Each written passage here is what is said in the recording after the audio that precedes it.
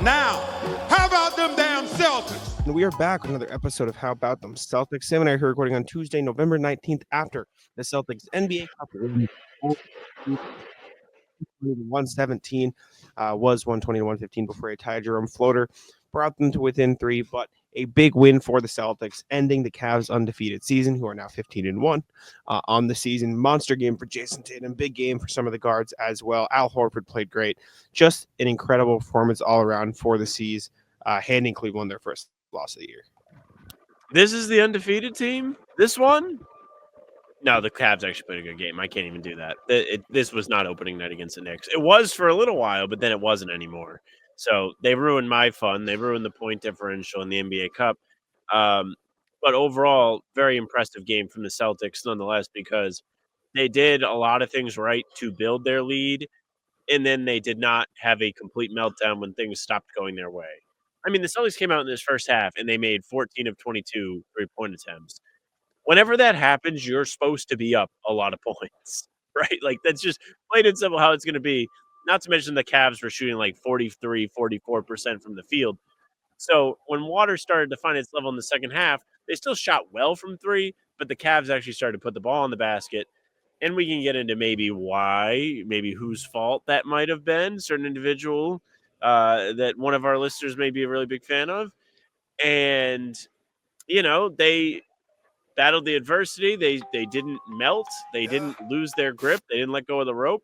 What they did was win. They did a really good job of it. I was impressed with the decision-making down the stretch from just about everybody. And, what a Tatum game. I guess we can start there. Like, you said it was an excellent game. Like, from the jump, you knew it was going to be one of those days. As soon as he starts going to the rim early, watch out. And then the three-pointers are going into, it just had everything. Go ahead. Yeah, Tatum was awesome. He was just so unbelievably good in this game in every single area, every single aspect of the game. He had 33, 12, 7, 2 steals. Did have 4 turnovers, which isn't ideal, but still 11 of 22 from the field, 6 of 10 from threes, 5 of 7 from the free throw line as well.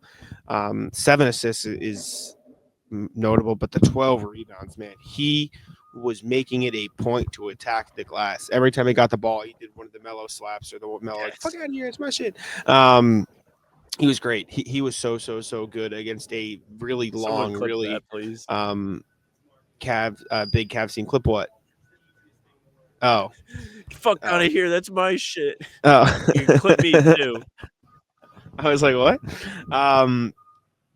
Yeah, no, Tatum was incredible. I mean, he was driving to the rim. He was being purposeful. The biggest thing that I noticed was just like how deliberately he was approaching every single offensive possession. Like, sure, some of them ended up in a step back. Sure, some of them ended in a three, whatever. But like, if he saw a drive, he took the drive. If he got Jared Allen on him, he was getting past him. I will say, he was attacking Jared Allen pretty relentlessly in that first quarter. And then as the quarter went on, like later in the first, he tried to do the same with Evan Mobley, and it didn't work. Evan Mobley actually did a really, really good job against him. Block. But man, Big block. Tatum was just so big block. Tatum was just so deliberate and intentional about everything he did in this game, and it was a big reason why the Celtics were so good. That said, even though he was a part of the lineup that struggled a little bit in the third quarter.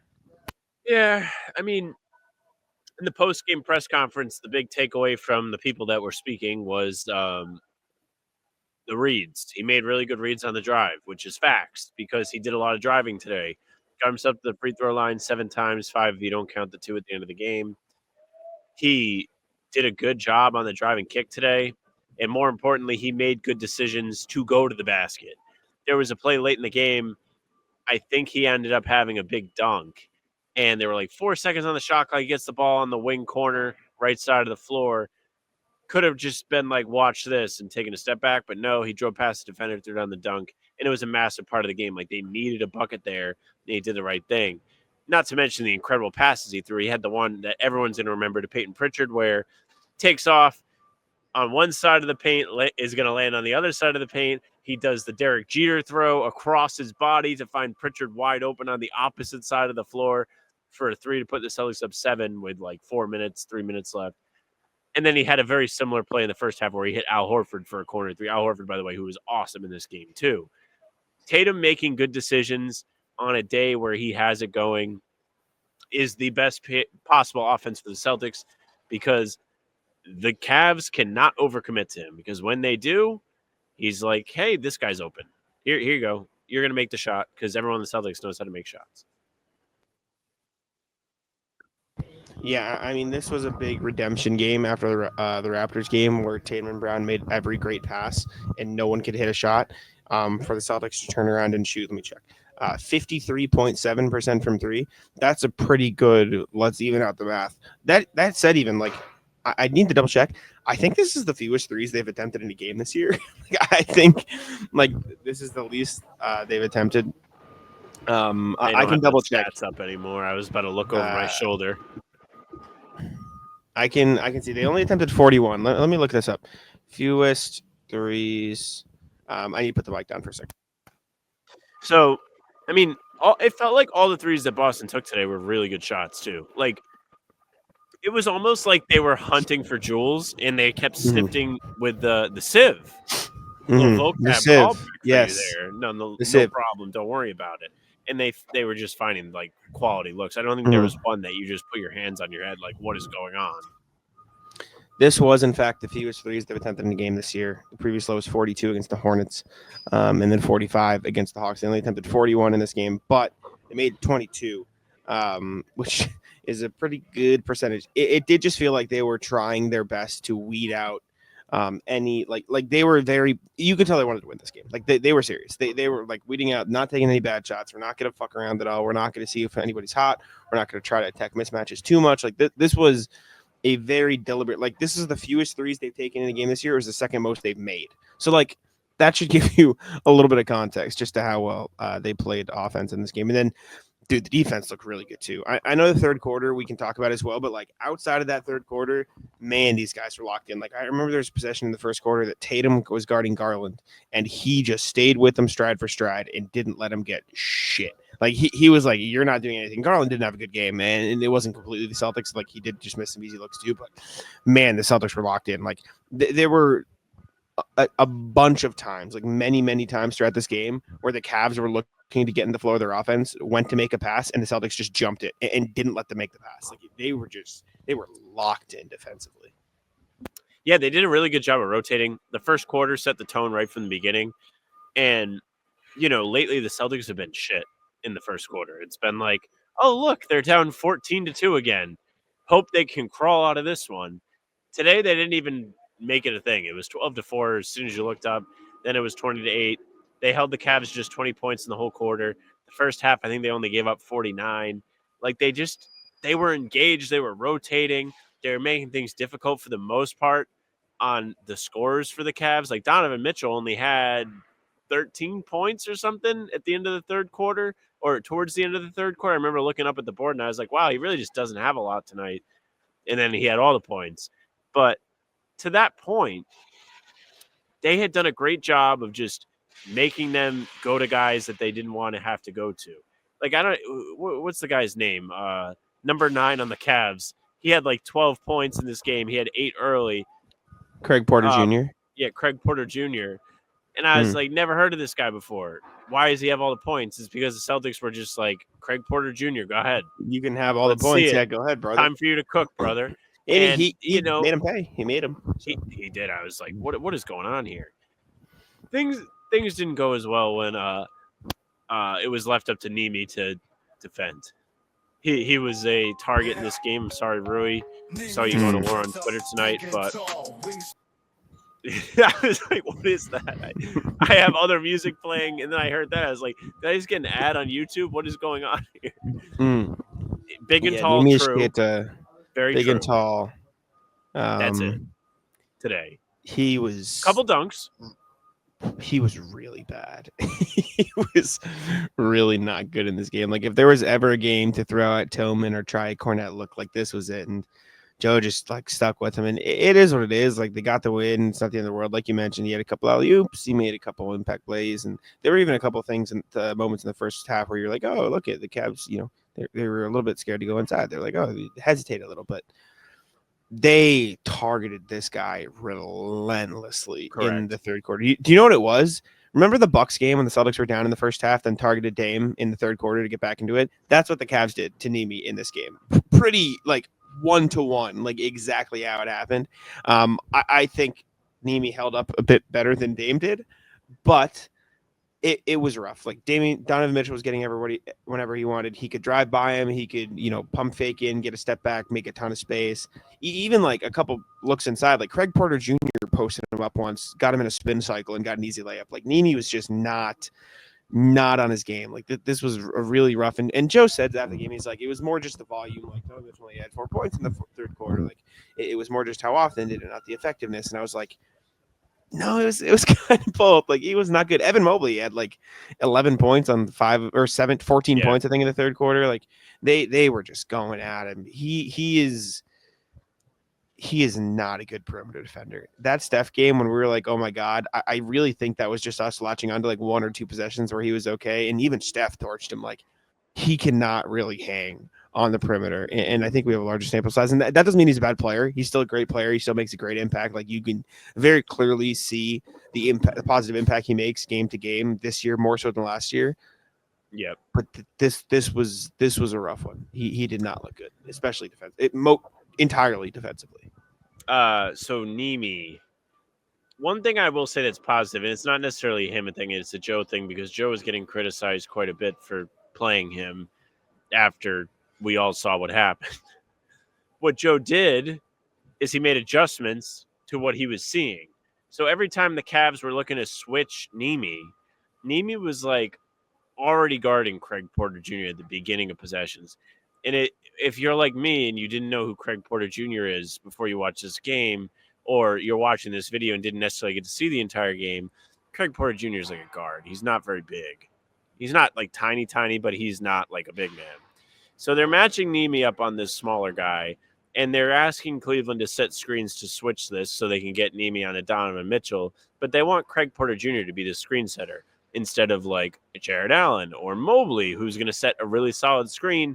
And they're giving the Celtics more opportunity to break it up, keep their matchups, and go about the defensive possession. There was one possession in particular that Nemi did get the switch, and they did a great job of rolling and rotating back to get Jalen or Jayson, I think it ended up being Jayson, back on. Yeah. I think it was Mitchell. It might have been Garland. But they started to adjust to what Cleveland was doing, which if you were concerned about the Nemi minutes, very fair, but it's a very encouraging thing to see from Joe Mazzulla, who in the past has been criticized for not making adjustments, even though I think that criticism is long gone. It's just another, hey, look, I'm in my bag. Look at my defense. I'll also say I think Jam Packer tweeted this, and it's very well put, so I'm going to steal it, or maybe not steal it. I'm crediting him. Nobody loves to be the main character like Neemias Queta likes to be the main character. Some of the reads were really bad.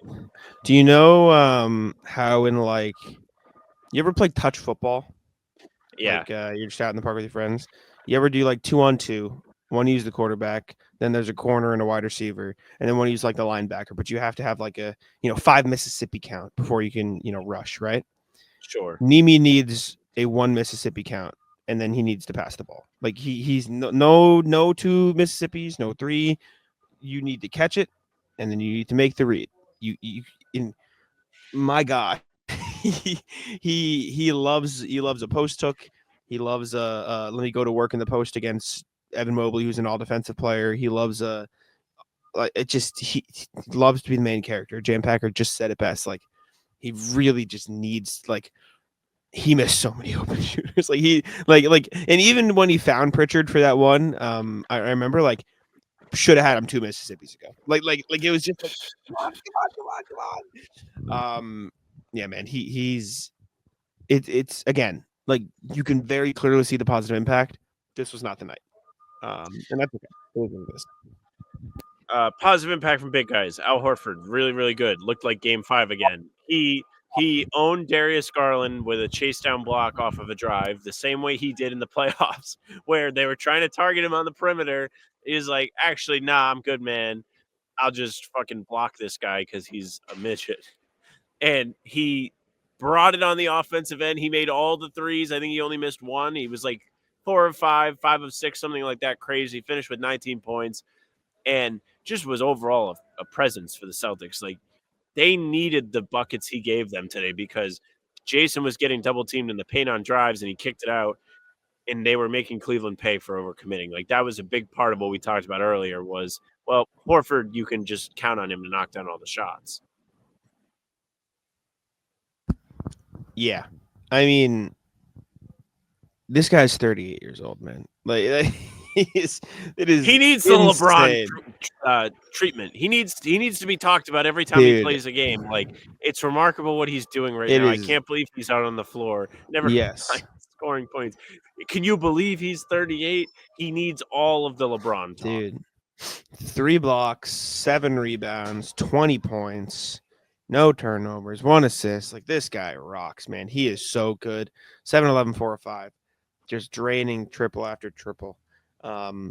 Derek White, also like under the radar, really, really huge game. 19 points, 6 rebounds, 5 assists.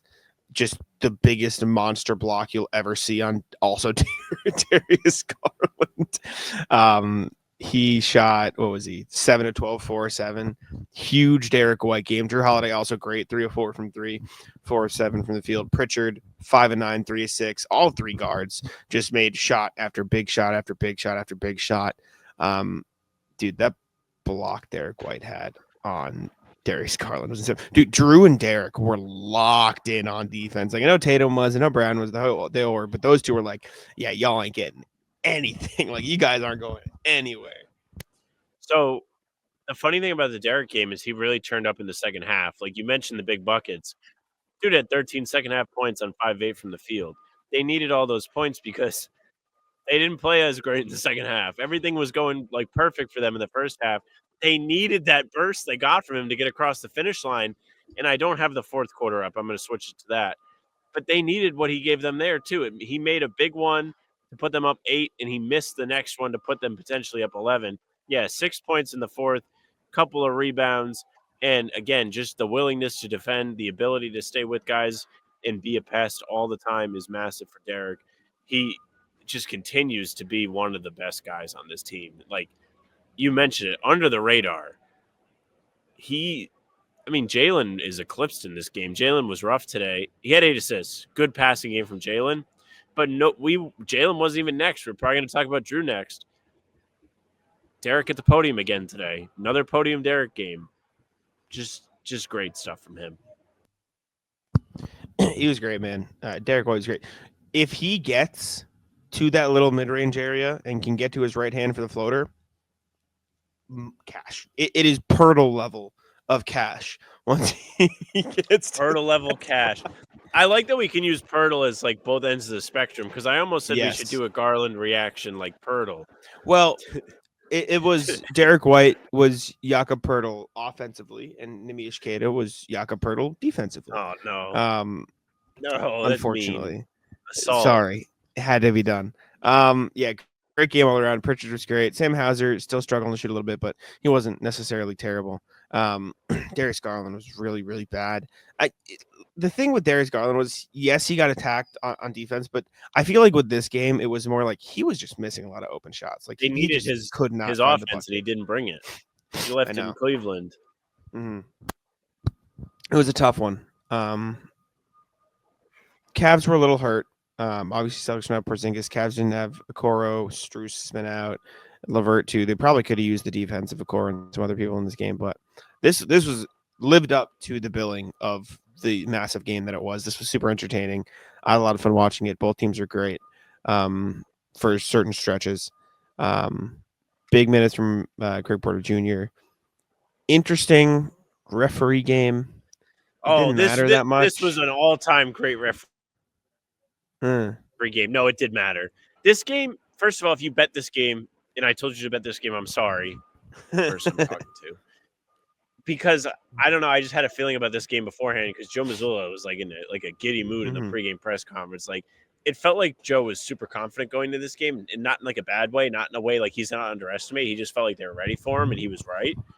And then there was some shenanigans that happened. There's a really bad call that stood out to me. I mentioned it to you, Jack. I don't know if you remember it. I'm gonna see if I can find a clip.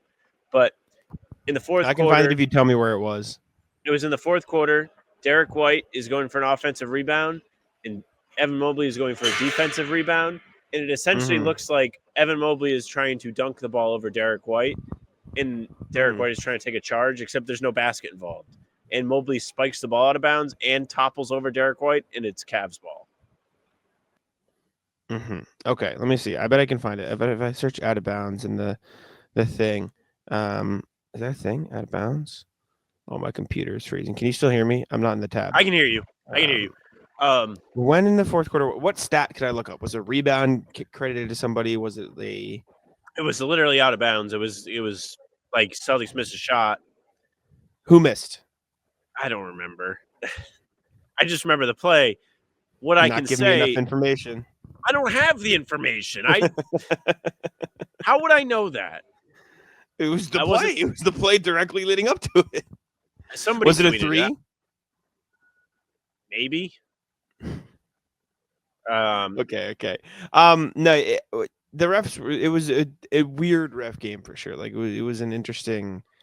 Like the Celtics missed a shot, right? I can find it. I'll find it. It just felt like they were allowing a lot of physicality, which is a good thing.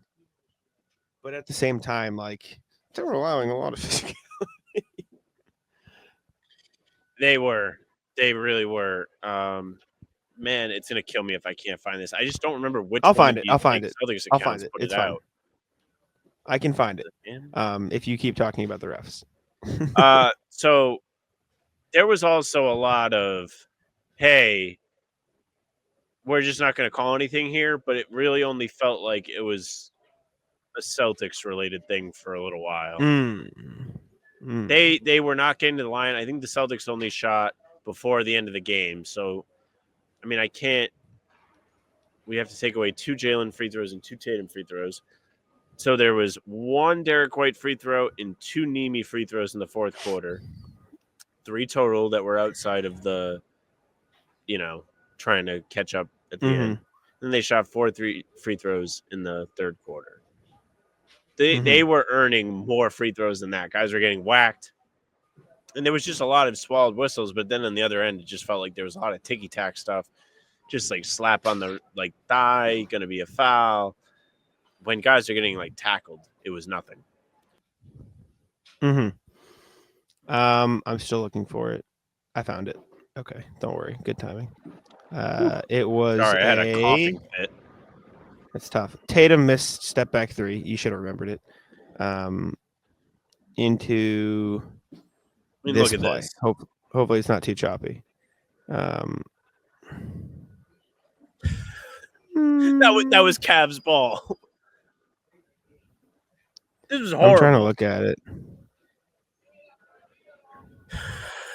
He catches the ball and throws it out of bounds. Oh! I thought you were saying there's a foul. Wait, let me look at the.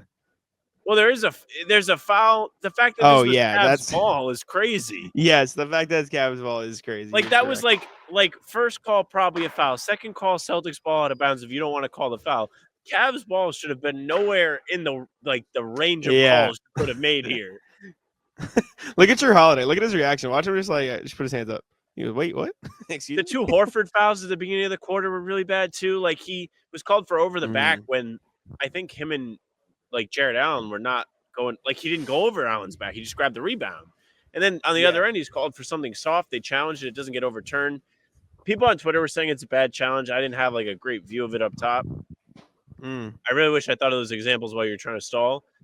But there was just a lot of stuff that it was physical one way, it wasn't physical the other way, and it just makes you kind of be like, well, what is happening here, Tony Brothers? Yeah, I know what you mean. I thought there would be some text in this game. Kenny Atkinson was working one going into halftime. Didn't get it. Tatum was working one. Didn't get it. But anyways, any final thoughts?